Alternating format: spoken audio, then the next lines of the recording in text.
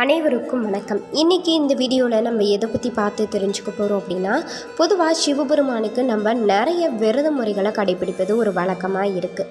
அப்படி இவருக்கு சிறந்த விரதங்களில் ஒன்றாக இருப்பது சிவராத்திரி விரதம். மகா சிவராத்திரி ரொம்பவே சிறப்பானது. மாதம் மாதம் வரக்கூடிய சிவராத்திரி விரதத்தை இன்று வரைக்குமே நிறைய பேர் கடைபிடித்துட்டு தான் வரோம் அப்படின்னு சொல்லலாம். சிவராத்திரி அப்படின்ற பெயர் வர காரணம் அம்பாள் மட்டும்தான். பழைய காலத்தின் போது பிரம்மனும் அவரால் சிருஷ்டிக்கப்பட்ட அனைத்து ஜீவராசிகளும் அழிந்துவிட்ட நிலையில இரவு பொழுதில் அம்பிகை உமாதேவி பரமேஸ்வரனை நினைத்து பூஜை செய்திருக்காங்க. 4 ஜாமங்கள்லையும் இரவு முழுவதும் ஆகம விதிப்படி அர்ச்சனை செய்திருக்காங்க.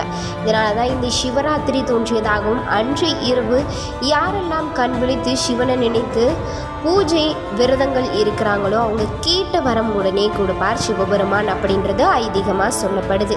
இந்த சிவராத்திரி விரதத்தை நம்ம எப்படி கடைபிடிக்கணும், இது எப்படி உருவானது, அன்றைய தினம் நம்ம என்னென்ன விஷயங்களை செய்யணும், சிவபெருமானுடைய ஆலயத்திற்கு செல்லும்போது தப்பி தவறி கூட செய்யக்கூடாத சில விஷயங்கள் என்ன, அதை பற்றி தான் இந்த வீடியோவில் முழுமையாக தெரிஞ்சுக்க போகிறோம். வீடியோ பயனுள்ள வகையில் தான் இருக்க போகுது. ஸோ வீடியோவை ஸ்கிப் பண்ணாமல் கடைசி வரைக்கும் பாருங்கள். நீங்கள் இப்போ தான் ஃபஸ்ட் டைம் நம்மளுடைய அறியாத தகவல் சேனலை பார்க்குறதா இருந்தால் மறக்காமல் நம்மளுடைய சேனலை சப்ஸ்கிரைப் பண்ணிவிடுங்க. கூடவே இருக்க பெல் ஐக்கானையும் மறக்காமல் ப்ரெஸ் பண்ணிவிடுங்க. அப்போ தான் நம்ம போடுற வீடியோ நோட்டிஃபிகேஷனாக உங்களை வந்து சேரும். வாங்க வீடியோக்குள்ளே போகலாம்.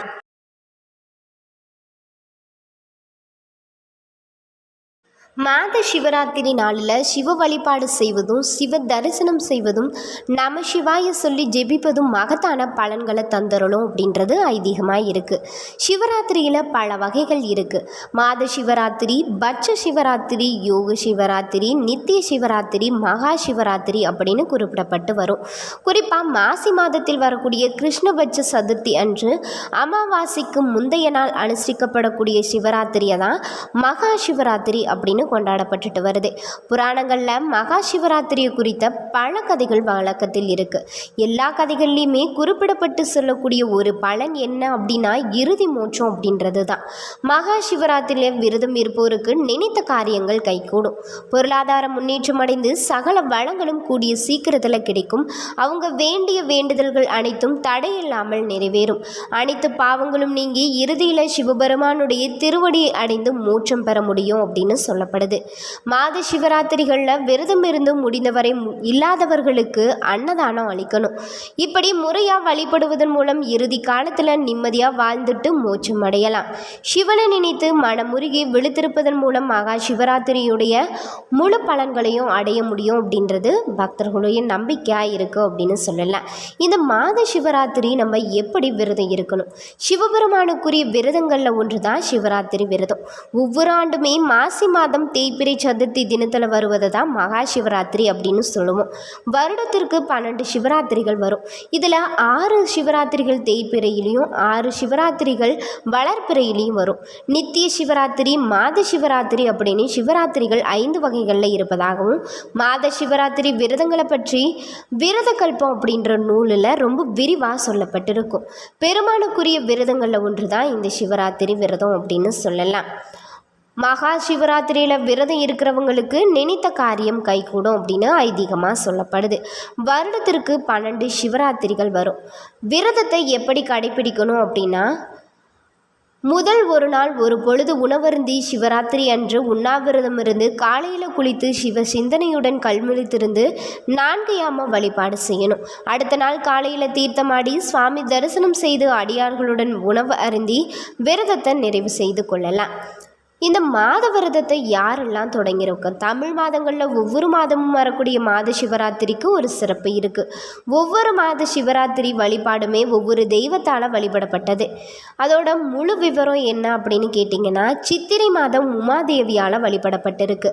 வைகாசி மாதம் சூரிய பகவானாலையும், ஆனி மாதம் ஈசனாலையும், ஆடி மாதம் முருகப்பெருமானாலையும், ஆவணி மாதம் சந்திரனாலையும் வழிபடப்பட்டிருக்கு. புரட்டாசி மாதம் ஆதிசேஷனாலையும், ஐப்பசி மாதம் இந்திரனாலையும், கார்த்திகை மாதம் சரஸ்வதி தேவியாலையும், மார்கழி மாதம் லட்சுமியாலையும், தை மாதம் நந்தி தேவராலையும், மாசி மாதம் தேவர்களாலும், பங்குனி மாதம் குபேரனாலும் வழிபடப்பட்டிருக்கு அப்படின்னு சொல்லலாம்.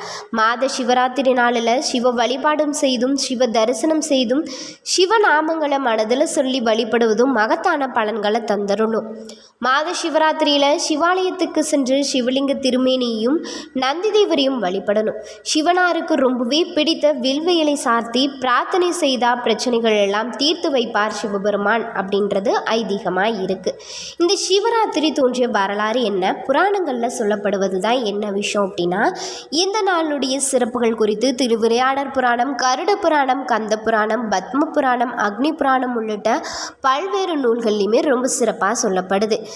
மகா சிவராத்திரி அப்போ இரவு முழுவதும் கண் விழித்து ஈசன் சிவபெருமானை வழிபடுவதன் மூலம் சிவனுடைய அனுகிரகத்தை பெற முடியும் அப்படின்னு இந்த மதத்தில் சொல்லப்படுது. இந்த நாளுடைய சிறப்புகள் குறித்து திருவிளையாடற் புராணம் போன்ற நூல்களில் குறிப்பிடப்பட்டிருப்பாங்க. இந்த மகா சிவராத்திரி எப்படி தோன்றுச்சு அப்படின்னா, புராணங்களின்படி சமுத்திர மந்தன் என்று அழைக்கப்படக்கூடிய பார்க்கடலை வாசுகி என்ற பாம்பை கொண்டு தேவர்கள் கடைந்த போது விஷம் கடலில் கலந்திருக்கு. இது முழு உலகையும் அழிக்கக்கூடும் அப்படின்னு தேவர்கள் நினைத்தது ரொம்பவே பயந்து போயிட்டாங்க. இதையடுத்து அவங்க சிவபெருமானிடம் உதவிக்காக ஓடிய போது அவர் கொடிய விஷத்தை கொடுத்துறாரு. ஆனால் அதை விழுங்குவதற்கு பதிலாக தொண்டையில் வைத்திருப்பார். இதனால சிவபெருமானுடைய தொண்டை நீளமாக மாறிடுச்சு. இதன் காரணமாக அவர் நீல நிற தொண்டையான நீலகந்தாய் அப்படின்னு போற்றப்படுறாரு. இந்த சம்பவம் நடைபெற்ற தினம் சிவராத்திரி அப்படின்னு கொண்டாடப்படுவதாகவும் புராணங்களில் சொல்லப்படுது. இதையும் தாண்டி இன்னொரு கதை இருக்கு. அதாவது தங்களுக்குள் யார் பெரியவர் அப்படின்னு பிரம்மனும் விஷ்ணுவும் வாதம் செய்திருக்காங்க. அந்த வாதத்திற்கு பதில் தேடி சிவபெருமானிடம் வந்தப்போ அவங்கள யார் பெரியவர் அப்படின்றத விளக்கிட சிவன் ஒரு சோதனையை நடத்தியிருக்காரு. தன்னுடைய தலையையும் பாதத்தையும் பார்ப்பவர்களே உங்குள்ள பெரியவர் அப்படின்னு சொல்லிட்டு வானத்திற்கும் பூமிக்குமாய் ஜீவ ஜோதியாய் எழுந்தருளிருக்காரு. அந்த சோதனையை ஏற்று வராக அவதாரம் எடுத்து சிவபெருமானுடைய காலடியை காண பூமியை தோன்றி சென்றார் விஷ்ணு பகவான்.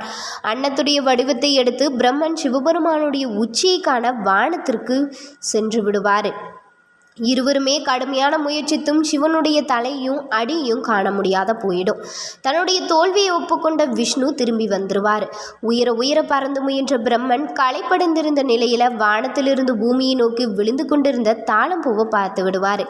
எங்கிருந்து வருகிறாய் அப்படின்னு பிரம்மன் கேட்க, நான் சிவனுடைய தலைமுடியிலிருந்து விழுந்து கொண்டிருக்கிறேன் அப்படின்னும், யுகம் யுகமாய் பயணித்து பூமியை அடைய முடியவில்லை அப்படின்னு சொல்லியிருக்கு.